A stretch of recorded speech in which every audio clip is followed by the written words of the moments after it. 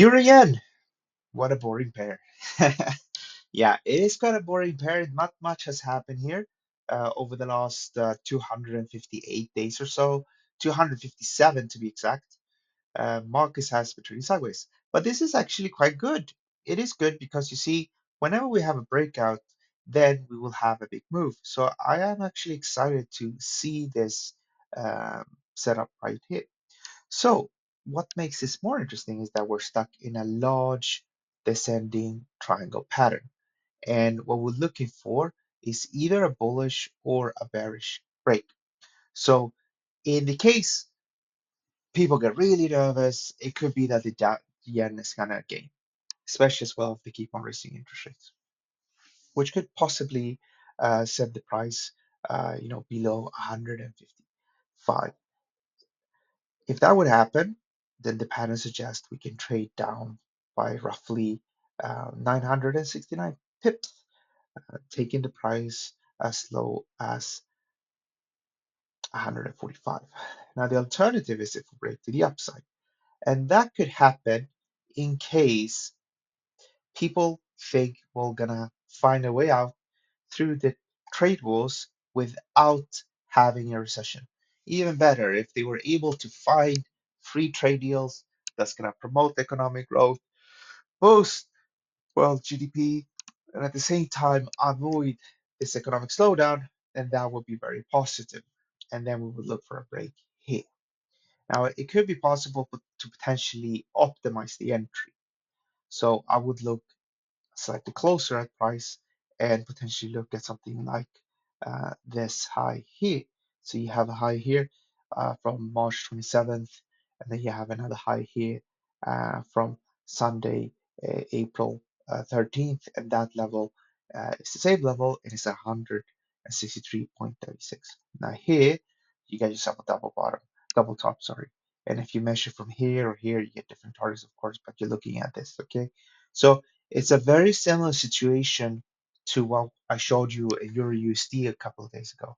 I showed you at that point how we had a mini rectangle and then we had a large ascending triangle, and I said we can use the mini rectangle to potentially get a good entry and maximize the risk to reward ratio. And this is what we're dealing with here. So for example, if the price would trade slightly upwards, spend a day or two slightly closer to the breakup point, we might potentially be able to get a very good risk to reward ratio, potentially being able to maybe get away with something like this. So with an 83 pip stop loss or so, if we would trade the short-term pattern, you're looking at a risk to reward ratio of 4.39. But if you're looking for the bigger picture target, then you're looking at a risk to reward ratio of 11.72. And this is what makes it so interesting. It's a bit of a it's not a strategy that is for everyone, but at least a strategy that has been worked for me for many years. So the way it works is that I will have some really big gains, maybe 2 or 3 months out of the year.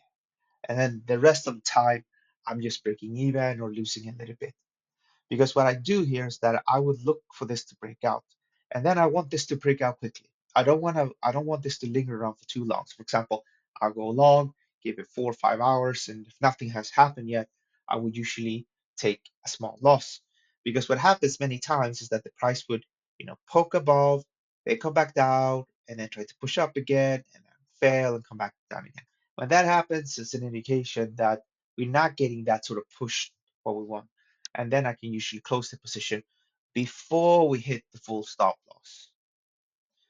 We will, of course, be hit with the full stop loss and we will give back profits. It's just part of the game. But what tends to happen is that when we close out early, sometimes we get the full loss, then we get the best of both worlds, which means that we don't lose out that much. And then when we reach our targets, that compensates very, very well. But again, it is a system which will work 2, 3 months out of the year, and then all the other months is sort of very sluggish. But we know exactly when that tends to work and when that does not tend to work. So this system works really good when you have um, activity, political change like we have here with Trump, for example. When we have central banks needing to cut or raise interest rates, works really well as well. But it doesn't tend to work very well, for example, summertime when it's a bit quiet, unless there's something happening.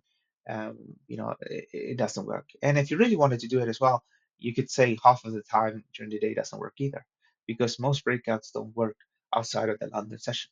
So, except for crypto, that tends to break out as well during the Asian session. But all the other markets don't really tend to do that much of breakouts outside of London session. So if you wanted to, you could narrow it down even further. And that's my update for you today. Thank you.